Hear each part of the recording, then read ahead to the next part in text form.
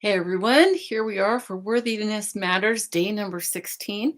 My name is Debbie Happy Cohen, and this is the Joy Based Living Building Block Village. And today we're going to talk about secrets and lies and worthiness matters. And we're going to talk about movement in the right direction. So I've heard some stories and had some questions this week about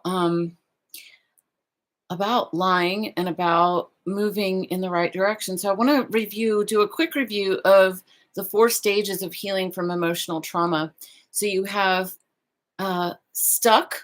Person is stuck, whether they know it or not. You can see them. They repeat the same problems over and over and over. They repeat it to you, the same complaints. They're stuck. Shocked is, oh my gosh, they just did it to me again. Oh my gosh, they just did it to me again. Now there's only so many times I can hear those stories before I go, okay, you ready to handle this? Ready to handle it yet? Stop being shocked. You come to expect things from people who behave like crocodiles. And you go, don't be shocked. If you're not shocked, you'll be more prepared to handle them in the future. Stuck, shocked, hell no, and hell yes. After you're done being shocked, you might land in the world of hell no.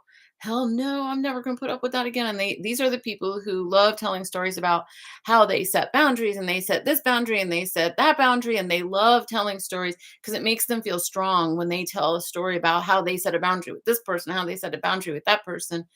But that's still not the life you want to be living because the hell no life is running from. You're constantly like on defense mode and you constantly need to, be protecting yourself from people in that way of living, in that lifestyle. We're talking about a lifestyle here, not like a moment in time. There are moments in time when every one of us needs to say hell no, which is a lifestyle. That's the conversation we're having here, a sense of consciousness. You want your consciousness to live in hell yes or heck yes or yeah, baby. And that is a running toward. And I say running toward because and not walking toward or crawling toward because there's a sense of excitement and enthusiasm. Now, you don't want to run all the time.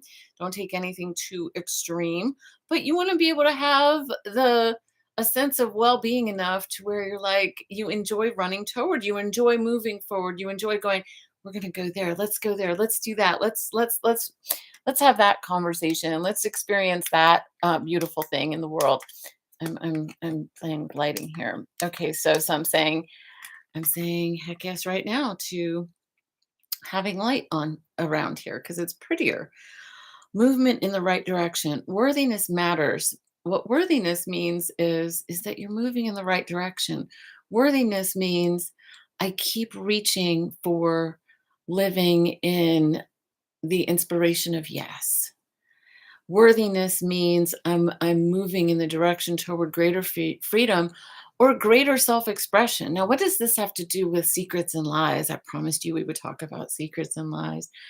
So, a lot of times when people are leaving an emotionally traumatic relationship or with somebody who's abusive somehow, sometimes especially if they're like a very manipulative person that the person is leaving or a country that is being very hurtful. So, for example, if you think about Nazi Germany or you think about when slaves were being helped by white people to escape the the areas where they would be punished for running away.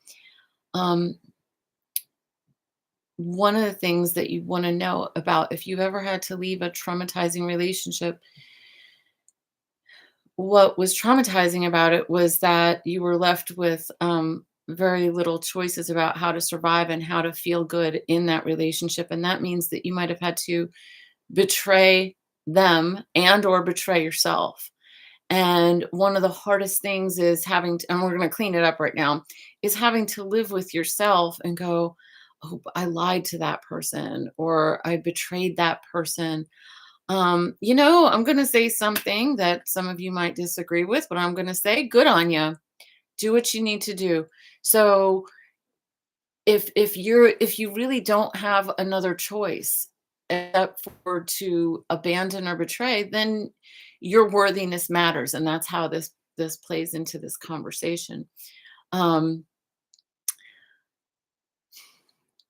what I want you to do is, uh, I'm going to review with you right now. Let yourself feel the embodiment of.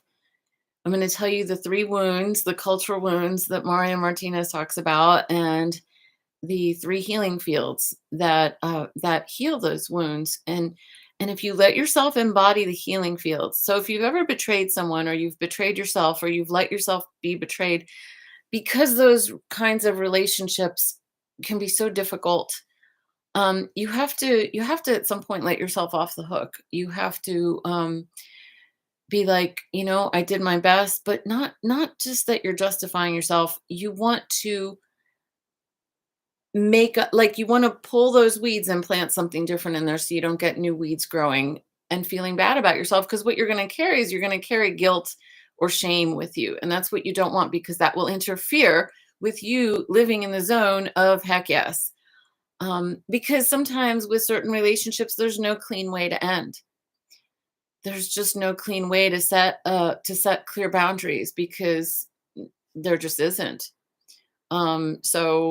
I gave you the extreme examples of, like, Nazi Germany, for example. So if you're somebody who was hiding people in your house, and you're telling secrets and I mean, you're keeping secrets, and you're telling lies to your neighbors, and you're betraying, the government at the time, and you're betraying other supporters of that government.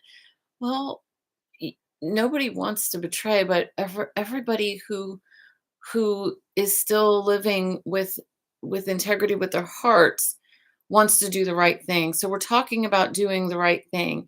So I'm not, like, promoting lies and betrayal just for the sake of it, because you're too weak to do something else, because you don't have the courage to stand up and do what's right.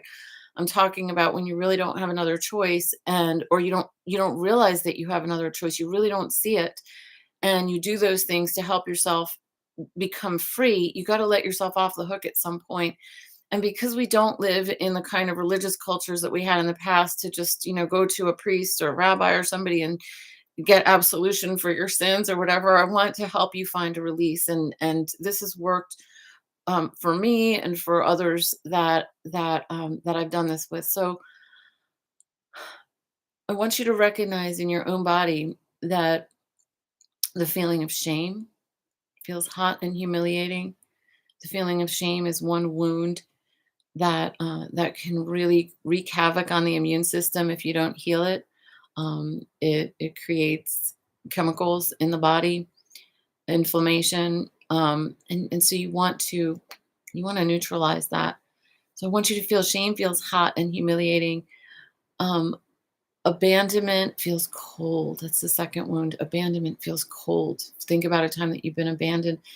We've all done all these wounds to ourselves and to other people. So just to be clear, nobody is free from having done these. Shame, abandonment, and betrayal.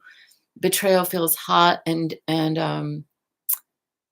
angering, hot and angry. Where shame is hot and humiliating, betrayal is hot and angry. Somebody made a promise, they didn't keep it. You're freaking pissed. Um, Someone tricked you, you're pissed, you're angry. Okay, so knowing the embodiment language is really important, that you can feel these. And then what you do is you go, I'm going to practice honor, commitment, and loyalty, because those are the healing fields. And so I'm going to think about a moment where I was honorable. And then the system starts cooling down, and you start identifying yourself as someone who is honorable, because you are someone who has practiced honor in the past. And so you start identifying yourself, or you say, I'm becoming an honorable person by practicing more and more honor. And you think about, like, the first time in your life you ever remember having been honorable. And it might be a very young age. It might be, when you were a teenager. Honor is like when the Queen gave Elton John his knighthood, right? Like, that's honor. Like, and I saw his movie recently of Rocket Man. about his history. He went through a very, very hard time, and he was a real he admitted, he's like, "I was such a jerk." And, so he had to come to a place of forgiving himself and practicing honor to the point that he got knighted. He was on drugs, he had all kinds of problems, out of control. So honor feels like the authority in you giving you a sense of welcome and praise and thanks. The authority figure in you, because I don't know that many of you know the Queen of England to give you a knighthood. You have to knight yourself. You have to go, you know what, this is the person I'm going to be. Commitment. Think about a time uh, that you practiced commitment to yourself, commitment to another human being. The first time in your life you ever remember practicing commitment. And then let yourself be flooded with that feeling. And then the opposite of betrayal, or the healing field for betrayal, the consciousness is a consciousness of loyalty. Think about a time that you were loyal and how loyalty is important to you, maybe because you were betrayed. A lot of times, people who've experienced a specific wound, I'll notice that if they experienced one significantly stronger than the others, they will be like a superhero in the healing field. So if they were betrayed a lot, if they felt betrayed a lot, these are some of the most loyal people I've ever met in my entire life because they know the pain of being betrayed. And so when we're talking about worthiness matters, we're talking about caring about being a person who practices honor, commitment, and loyalty. And when you're doing that, you're you're committing to being more of the true you in the world. And when you do that, the gift is for everyone, including you. So, if you found that you have done some things in your past that you're not proud of, practice the healing fields and let yourself off the hook. If you need to make amends, make amends. Um, but don't hold yourself back with blame and guilt and shame, because those will keep you from running forward and toward what you really want, because you'll feel too guilty. You'll feel like you'll feel unworthy. That's why I brought up this topic. If you identify yourself as someone who is shameful or abandoning or betraying, if you identify as somebody like that and you want to achieve greater things in your life, you have to let yourself off the hook somehow, and not make up for it, but just be more of who you really are. Because when we practice honor, commitment, and loyalty on a regular basis, it builds our self esteem like nothing else. It's just so beautiful. And then you'll be planting things in your garden that you want, and then there won't really be room for weeds. And so that's kind of the idea here. Um, Worthiness is movement in the right direction. So we talked about running and lying and secrets and going from heck no to heck yes. Um, so that's it for today. If you have any questions or comments or wonderings or ponderings, please share them in the comments and I'll address them in a future video. Thank you for being here. Bye for now.